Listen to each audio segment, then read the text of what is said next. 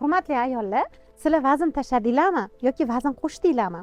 Hozirgi zamonda vazn qo'shish, vazndan ketish juda ham oson bo'lib qoldi. Agarda 3 kilogramm bo'lsa ham vazn tashlagan bo'lsanglar yoki qo'shgan bo'lsanglar, уже ichki kiyiminglarni o'zgartirishni maslahat beraman. Ko'kragimizda yog' massadan iborat bo'lgani uchun formasini ozganda yoki vazn qo'shganda birinchi bo'lib yo'qotadi. O'shaning uchun men razmerlarni o'zgartirishni maslahat beraman. Ozganinglardan keyin obyomlarni o'lchab, ko'krak aylanasini o'lchab, albatta byustgальterni boshqasini tanlashinglarni, razmerini o'zgartirishinglarni maslahat beraman. Agarda byustgальterlarni o'zgartirmay o'sha katta byustgальterni taqib yuraversanglar, ko'krakning osilishiga, formasi xunuvlashib ketishiga olib keladi. O'shaning uchun o'zingizlarga loyiq byustgальter taqishinglar tavsiya etiladi.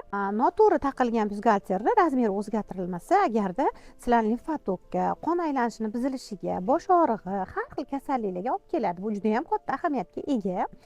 Agarda qanaqa o'lchaymiz biza desanglar, oldingi videolarimda ko'krak aylanasini o'lchash, razmerlarni qanaqa tanlash hammasini qo'yganmiz. O'shalarni ko'rib, bemalol razmerlarni o'lchab, lifchigilarning razmerini o'zgartirishinglar mumkin.